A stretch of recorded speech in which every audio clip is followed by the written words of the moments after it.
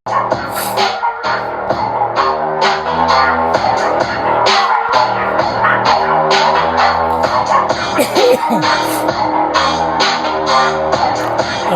po mga kapatid, here we go para sa ating review.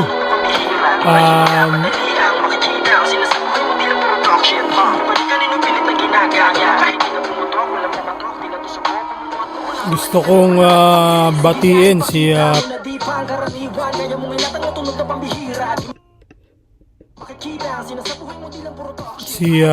Pres Edimar sa aming napakagandang talakayan kanina, na hindi ko na kinailangan pang magtanong dahil dire-diretso si Brad Edimar. So yung mga gusto kong itanong is actually wala man ako, dalawa lang ang pin-repair kong tanong, pero kasi nga napag-usapan namin, sabi ko, Brad Edimar, ano bang head start natin? Gusto niya talagang magkwento mula nung mula nung umpisa na pumasok siya sa SRB hanggang sa yon maging presidente siya ng SRB Incorporated NCR.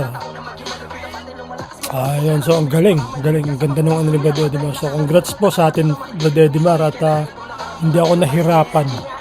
Hindi ako ganun din naman kay Brad Mooks, hindi din ako nahirapan kasi si Brad Mooks talagang yung mind niya is nakapokus din sa kanyang gustong talakayin. Sabi niya kasi, Brad Vlog, mahaba ang ating pagkukwentuhan. So hindi na rin ako nakapagtanong gaano kay Brad Mooks kasi natatalakay na sa kwento pa lang natatalakay na nila So I just binibigay ko na lang yung oras sa kanila. Tas ikakat ko na lang kapag kami mga kunyari mga 5 na o 7 na yung mga comment na nagpapashout, kukuha ko ng tiyempo, ikakat ko na lang. Ganun po ang aking ginagawa.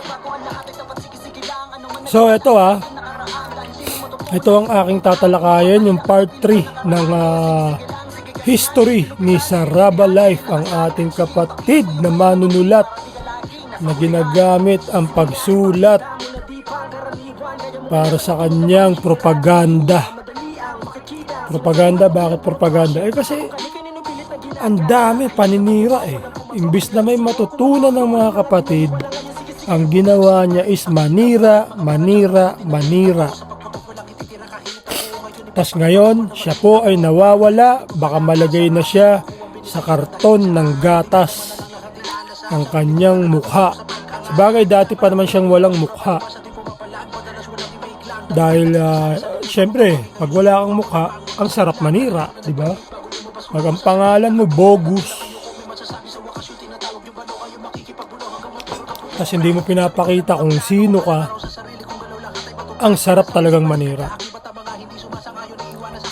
Pero magka-chapter kami yan, sa pagkakaalam ko.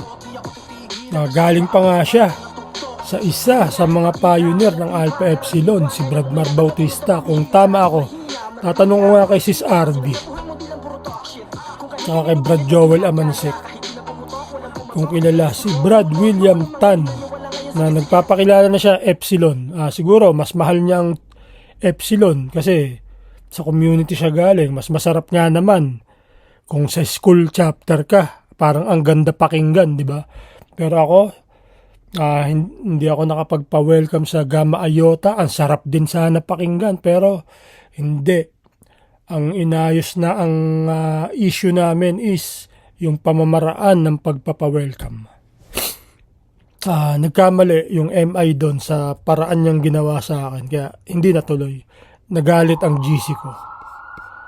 Yung MI na yun, syempre kilala ni Christian Aclara yun. Tapos kilala din siya nung asawa ni si Slotlot na namayapa na, si Brad Ronel Aguilar.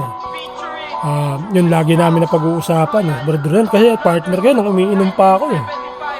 Kasi si Brad Ronel, lakas din uminom niya. Inom yan. Kaya pag kami magkatabi, namimiss ko yan si Brad Ronel. Sa Pandakan, inubos niya yung wine na bigay sa akin ni Brad Indian.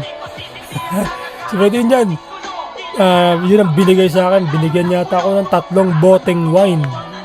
Tuwan-tuwa sa akin si Brad Indian nung nagpa-service ako sa Pandakan. Sabi niya, Brad Vlog, puntahan mo ako rito sa bahay. Kasi alam ko bahay ni Brad Indian eh. Pinapapunta niya ako dyan pag meron akong kailangan kunin. Kagaya nun, yung wine, taxi kagad ako papunta sa bahay niya. Tapos, minsan pumunta ako dyan, ano ba, dahilan ba't ako pumunta dyan? Sa bahay niya. Pinamerienda ako ng palabok. Paborito ko sa merienda lagi, palabok, ginatan, halo-halo, tsaka lugaw. Yan yung tatlong paborito ko. 2 out of 3 lagi kong merienda. Hindi ako kumakain ng isa lang. Ang kinakain ko pag merienda, 2. Either lugaw or palabok, ginatan or palabok, or kumbaga inaano ko siya, nirarumble ko siya kumbaga sa karera. Or lugaw at ginatan. Ganun ang ano ko. Ang routine ng aking merienda simula nung bata ako hanggang tumanda ako, ganun ang nakasanayan ko. Syempre nung tumanda ako mas masarap na, minsan may biko na, syempre mas may pera na tayo, di ba, kasi nung bata limitado ang ating pera.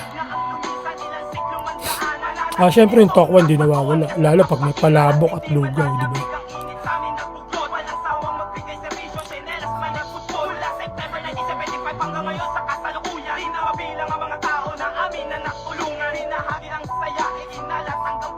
Okay mga kapatid, ang haba ng ating introduction pero ito yung part 3. Gusto ko yung may tugtog pero hihinaan natin siya.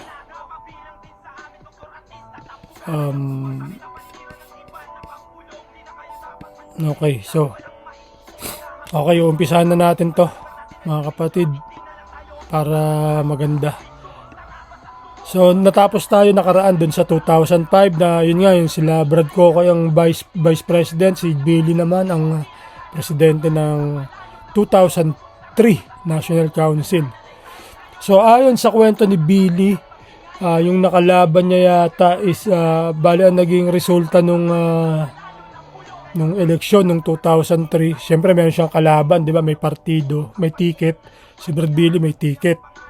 Ang nangyari, lahat ng nasa ticket ni Brad Billy ay nanalo. Walang naipanalo yung kalaban. So kumbaga sa nangyari sa 8 diretso, di ba? Naswak sa inidoro lahat. Walang nakapasok kahit isa. Okay, so ito na yung pagpapatuloy. February 2005. The National Council legalized and voted for the official separation of SRB and APO in good terms. So medyo ginagawan ng paglilinis, kumbaga pinipilter ni Saraba Life ang itong pangyayaring to. No, kumbaga masyado niyang pinapaganda yung kwento, which is mali. Dapat gawin natin, kapatid, isulat natin ang totoo dahil ito ay history.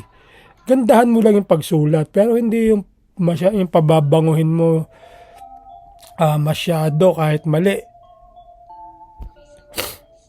Mali naman yata yung gano'n. Kasi ang nabasa ko sa bylaws ng 2005 ang APO hindi kakamayan.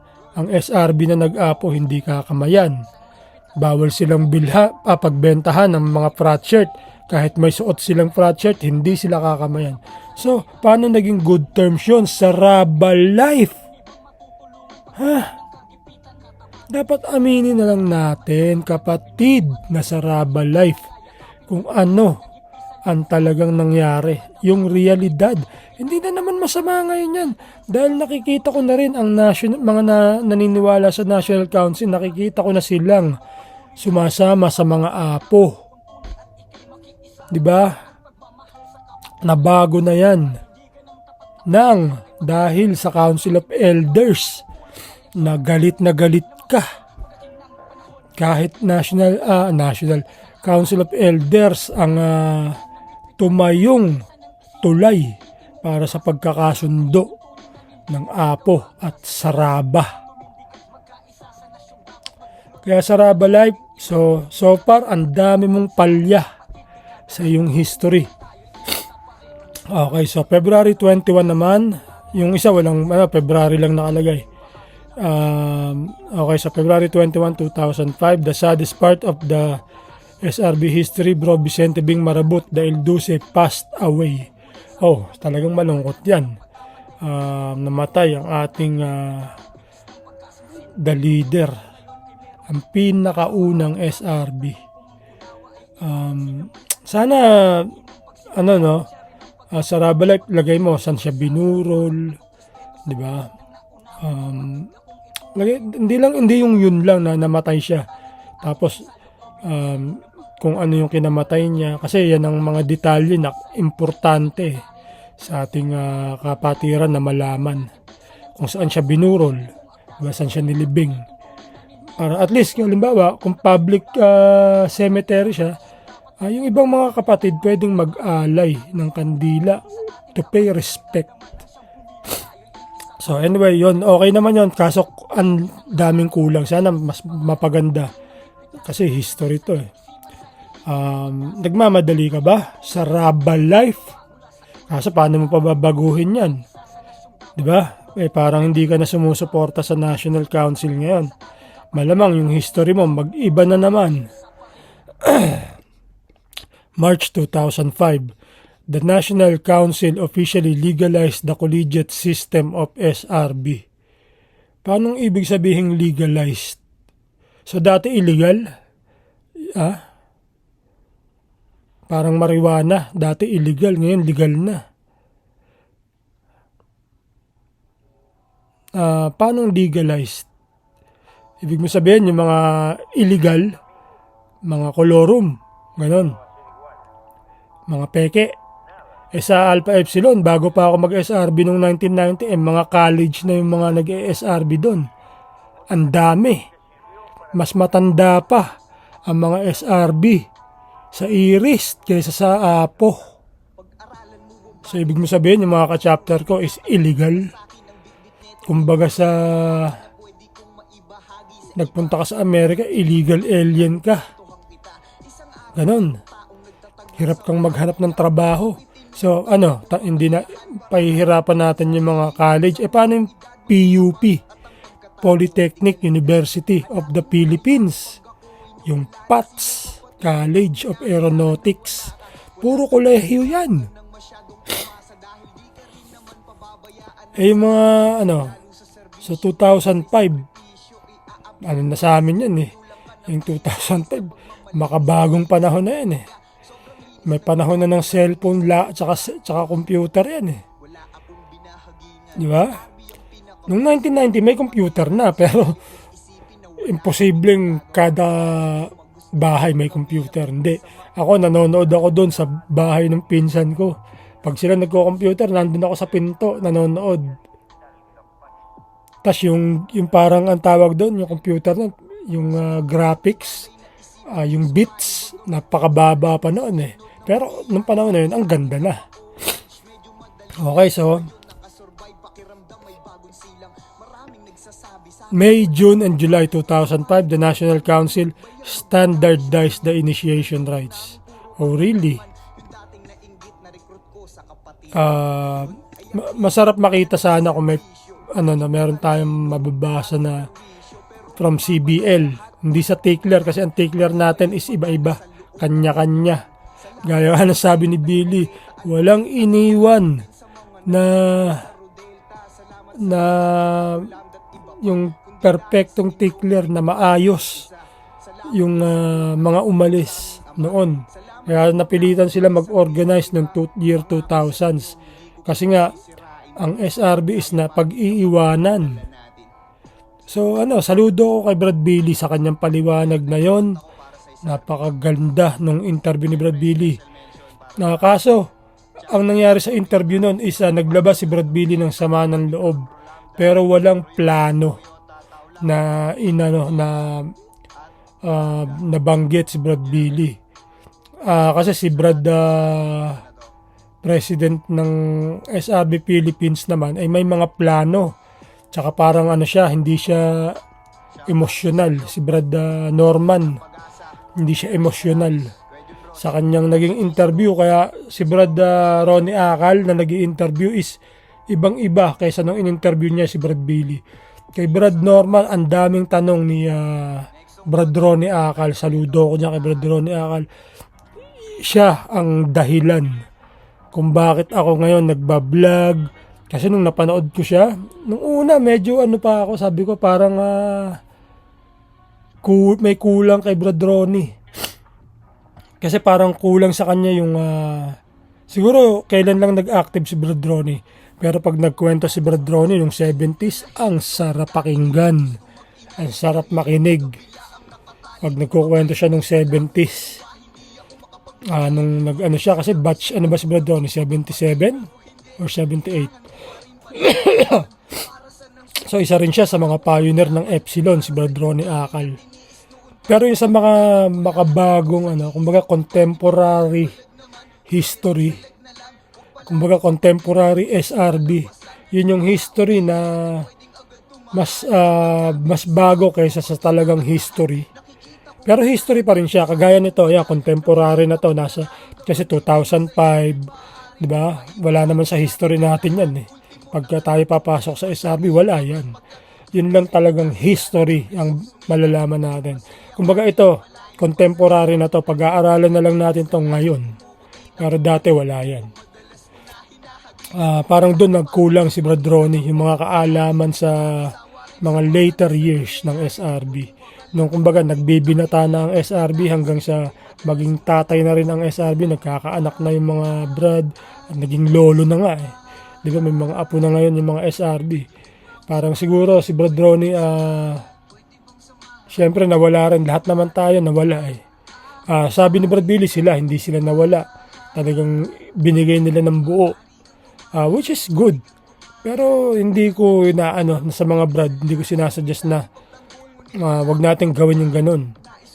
Kasi bakit? Wag natin okay yun kung hindi natin napapabayaan ang pamilya. 'Di ba? Okay yung ganun. Kasi importante ang pamilya, yung ating buhay. Para tayo umangat at lalong makatulong tayo sa SRB. Ako sa tingin ko, kahit na hindi ginawa nila Brad Billy yan, nila Brad Kokoy, although it's an advanced thinking, yung ginawa nila. It's very bright yung ginawa nila. Parang yung ginawa ng SRB Alpha Delta, very bright idea. Yung ginawa nilang pagbuo ng SRB. Sa very bright ang ating 4 na founders at ang mga apo ng Alpha Delta. We are forever thankful sa inyo. So yung standardized initiation is sana may palabas. Kasi wala namang CBL lang wala na, paso na eh. Parang wala naman ako nabasa doon kung paano nila in-standardized ang initiation at saka yung pag-legalize. Yung pag-legalize which is wala, dati pa legal. Dati nga lang talagang nakikipag-away ang mga SRB sa APO. Hindi yung suntukan yung mga, syempre, hindi tayo sumusunod. Nakikinig tayo pero hindi tayo sumusunod. Bakit tayo susunod? Magiging papatayin ng recruitment ng SRB. Tayo ang maapektuhan. Diba? So ngayon, tanggap na ng APO yan. Dahil nga, hindi na nila kayang pigilan ng mga SRB. Kumbaga, at least naman, hindi naman natin pinipigilan yung mga SRB na kung gusto nila mag-APO pa rin, diba? Go ahead. Okay, sa 2005 ng August, the National Council deliberate the new password. Deliberate. Ano yung deliberate? Teka, tignan natin. Ano ibig sabihin? Alam ko kasi deliberate parang action na yan na parang sinadya.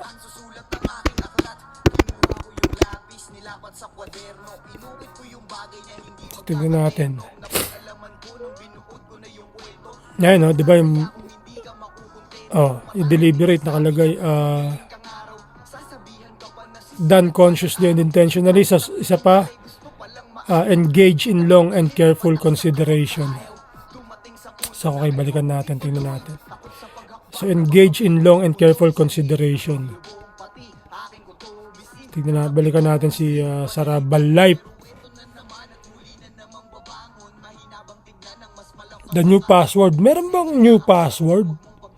Mga kapatid na mga bago dyan from 2005 and up to now. Ano yung new password? Pwede nyo ba i-PM sa akin? PM na lang, huwag na sa comment. Dahil new password yan in 2005. Kasi iba yung mga, baka iba yan sa mga password na inabot namin noong 90s. Wow. Okay, so ito, the next is the National Council recognized and registered the Catanduanes Provincial Council. Catanduanes Provincial Council. So is this the first provincial council kaya siya nasa history? Saglit po, sisingal lang ako.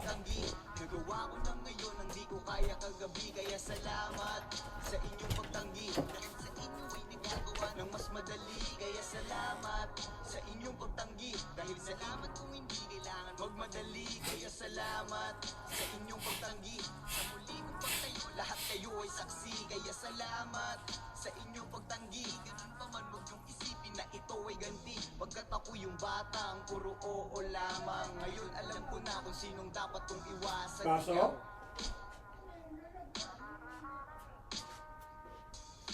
Okay. Kaya matatapusin ko na itong ginagawa ko. Palabas na rin yun, pero matagal-tagal pa. Mga ilang buwan pa siya. Yung ganti na yun, parang ano eh. Ang kapal ng aking sipon. Grabe, naipon. Ang sarap tuloy, pakiramdam ng aking ilong. Tingnan nga natin tong ating... Yun lang yung ano ko.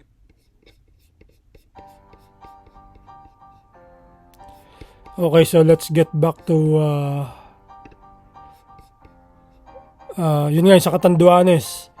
Bakit siya ilalagay sa history?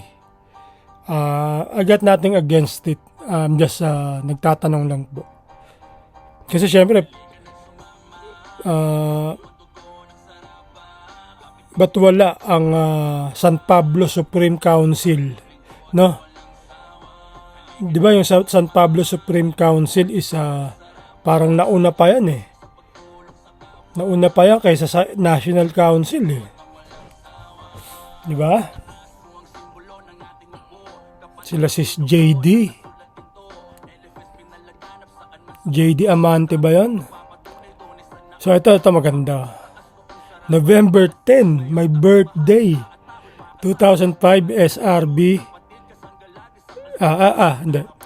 November 10, 2005. SRB was incorporated and registered in Securities and Exchange Commission of the Philippines as Cultural Brotherhood and Sisterhood Inc. for government compliance and to legalize all the activities of SRB in the country with SEC registration number 2005-18848 and Bro Nino Palmes Anthony of Beta Tau Community, Naya Pasay was one of the board of directors.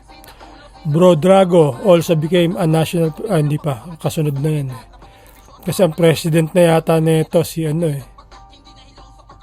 Hindi na si Brad Billy, no? Si Brad Billy pa ba nito? November 10 to? Hindi na yata kasi 2 years lang eh. 2003 siya eh. Yun, Brad Drago also became a national president followed by Bro Haji. So ito tignan natin. So bakit ang nilalagay ni Saraba Life na naka-registered is National Service Fraternity and Sorority when in fact ang nakalagay lang dito sa kanyang sulat na to is Scouts Royal Brotherhood and Sisterhood Incorporated. So national yung nakalagay na National Service Fraternity and Sorority or National Service Fraternity lang.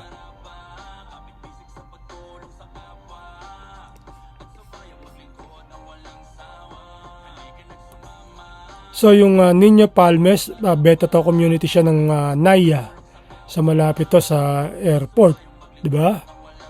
Sa Pasay or Paranaque ang airport, hati yan eh. Pasay, Paranaque yan eh. Pinag-aawayan niya na parang global city na pinag-awayan ng Taguig at Makati. Okay, so Bro Dragon, hindi ko kilala si Bro Dragon, hindi ko pa nakikita yung kanyang picture. Si Bro Haji, nakita ko na yung picture niyan, di ba sundalo siya or PNP? Sa PNP ba siya or sundalo si Bro Haji? Okay, so sila yung magkasunod na naging first and second president siguro to. Una si Brad Drago at si Brad Haji. Okay, January 17, 2011. So nag-jump from 2005 to 2011. One of the main organizer of SRB, Bro Victor Tumelden, passed away. So yun, dyan na ako umatend ilang beses yata, 3-4 na gabi ko nandyan. Napakadami na tao dyan.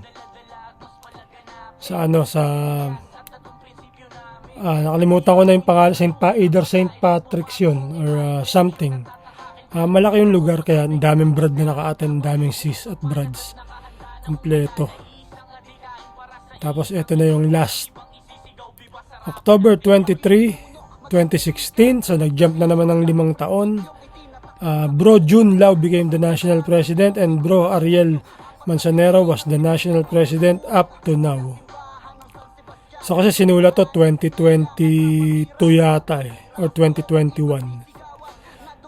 Note, the national so si Bro Jun Lau nakadalawang term. Tapos si Brad Ayen nasa second term na yata.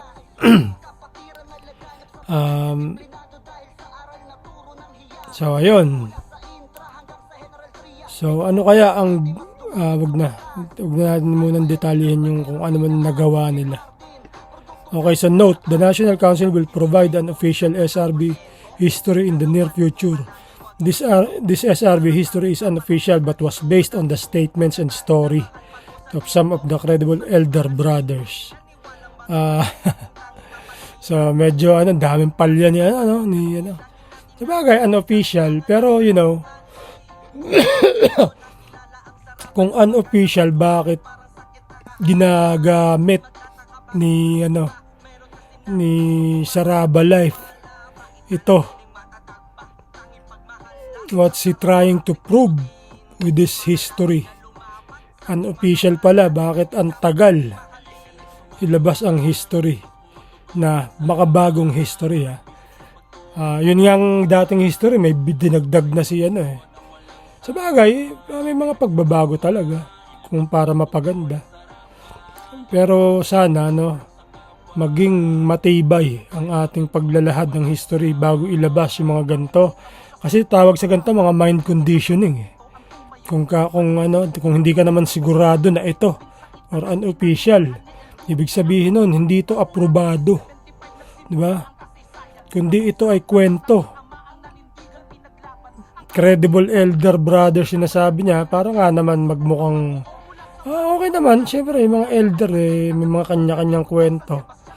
And then i-edit magaling mag-edit to kasi manunulat to.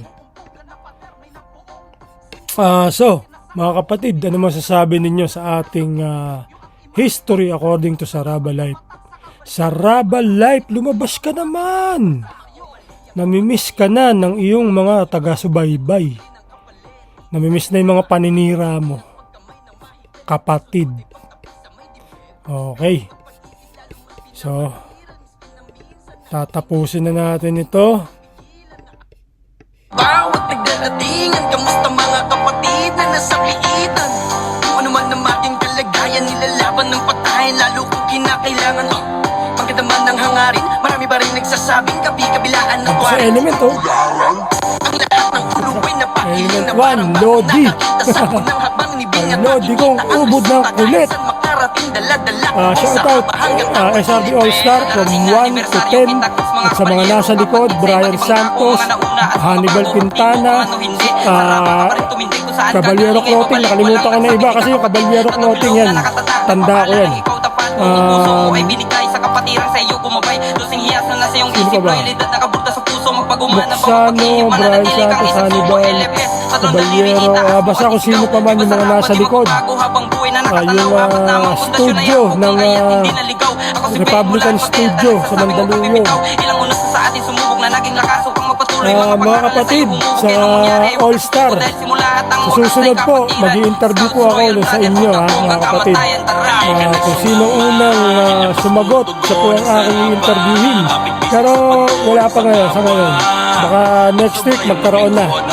Sino po ba interesado sa inyo? Gusto ko sana sunod-sunod kagaya ni Psycho Sid sana una. Kaso si Psycho Sid masyadong busy. Hindi niya pa ako ina-accept. Mga tol, pakitapik si Utol Psycho. Kapit-bisik sa pagtulong sa kapwa. At sabayang maglingkod ng walang sawa. Halika nagsumama. Ilabas mo Mga utol, pakitapik si Utol Psycho Sid para naman mapansin niya ang aking friend request. Pakisabi si Saraba Malaya, Brad Vlog ng Alpha Epsilon. Para maganda sana siya una ko ma-interview. Halimbawa next week makapag-schedule kami. Salamat po mga kapatid, paalam.